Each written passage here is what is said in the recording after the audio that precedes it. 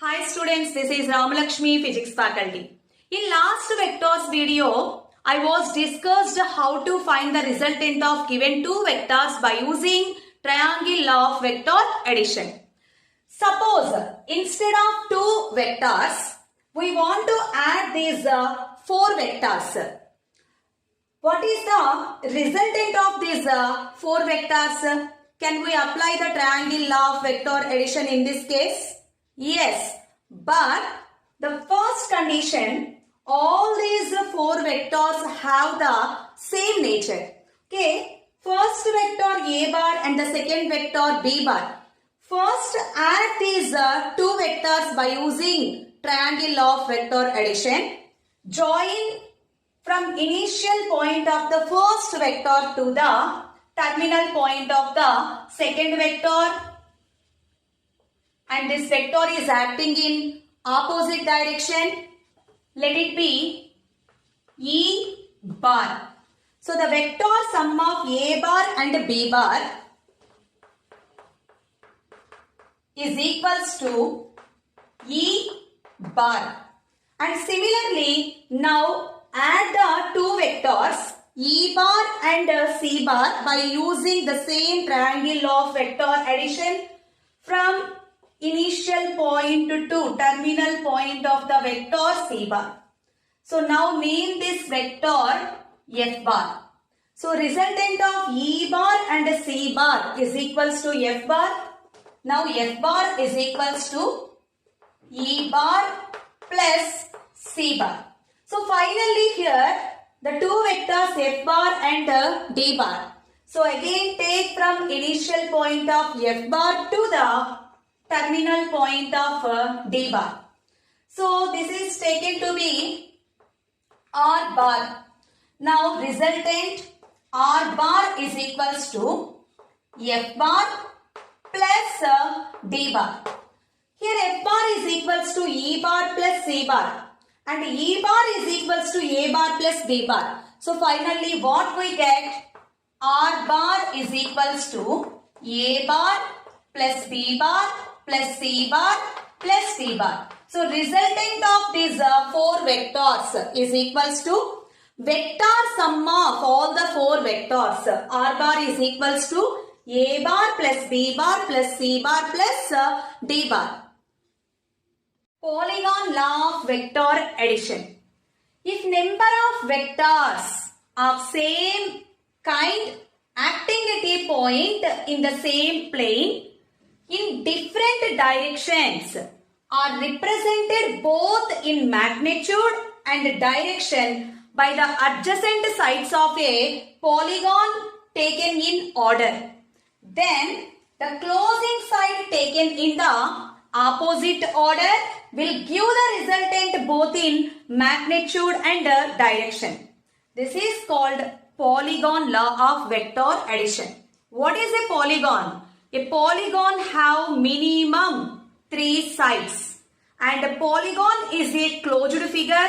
It is acting in a plane. Here all the vectors acting in the same plane and the order of all these vectors in the same direction, and now the closing side of this polygon taken in reverse order, and this side, the vector of this side gives the resultant of all these four vectors. So this is one of the method to find out the resultant of the given vectors when the number of vectors more than 3. We use the polygon law of vector addition. Parallelogram law of vector addition. This law also very similar to the triangle law of vector addition. Again, let us take two vectors A bar and B bar. Now move the vector A bar parallel to itself without changing its magnitude and direction. A bar and this vector B bar. So here the initial point of these two vectors are acting at the same point. But in case of the triangle law of vector addition, the two vectors acting, the direction of the two vectors acting in the same direction. But here the initial point of the two vectors from the same point. So by using parallelogram law of vector addition, we can calculate the resultant of these two vectors in this case. A bar and B bar are two adjacent sides of a parallelogram. Angle between these two vectors theta, and definitely the resultant of these two vectors acting in the same plane. Here in case of the parallelogram law, these two are adjacent sides of a parallelogram, and the diagonal acting from the same point gives the resultant of these two vectors. Draw the parallel sides of the parallelogram here. This is similar to B bar and this side A bar, and this is the diagonal of a parallelogram. This diagonal gives the resultant of these two vectors A bar and B bar. To find out the resultant of the given two vectors A bar and B bar, we use the same formula here also. Resultant R bar. In this case, resultant is A bar plus B bar. So R bar is equals to A bar plus B bar. Now mod R bar is equals to square root of A square plus B square plus 2AB cos theta. This is the formula to find out the resultant of the given two vectors. Here what is theta? Theta is angle between the two vectors. Now this resultant make an angle phi with the vector A bar. Then the direction of the resultant with respect to A bar, tan phi is equals to B sin theta by A plus B cos theta. So phi is equals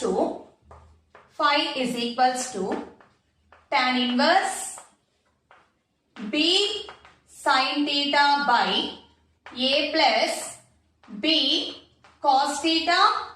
This is with respect to A bar. Already we derived these formulae in triangle law of vector addition. So same formulae we get in case of the parallelogram law of vector addition also. Vector law of addition follows commutative law, associative law and distributive law. Let us take three vectors A bar, B bar and C bar. First check commutative law. A bar plus B bar is equals to. Here I is only added with I. So 2 plus 1, it becomes 3i cap plus 3 plus 2, 5j cap plus 5 plus 4, 9k cap. So we get A bar plus B bar is equals to 3i cap plus 5j cap plus 9k cap. Now check it, B bar plus A bar. So here just we reverse the vectors, the addition order changes. B bar plus A bar. So here 1 plus 2 also 3i cap plus 2 plus 3 5j cap plus 4 plus 5 is equals to 9k cap. So it is very clear to us either A bar plus B bar or B bar plus A bar. The vector is same. So that means vector addition obeys commutative law. And second one, associative law. First we add A bar plus B bar and this sum is added to the vector C bar, and next A bar is added to B bar plus C bar, then also the result is same. That means vector addition also obeys the associative law. And check last distributive law.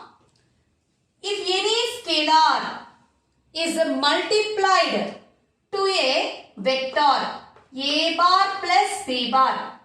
Here M is a scalar quantity. So this scalar is multiplied to the sum of two vectors, that is equals to MA bar plus MB bar. Here only the magnitude of vector A changes and the magnitude of vector B changes. But what about the direction of A bar and B bar? Remains the same. There is no change in direction of the vector. So, vector addition also obeys the distributive law. So, vector addition follows commutative law, associative law and distributive law.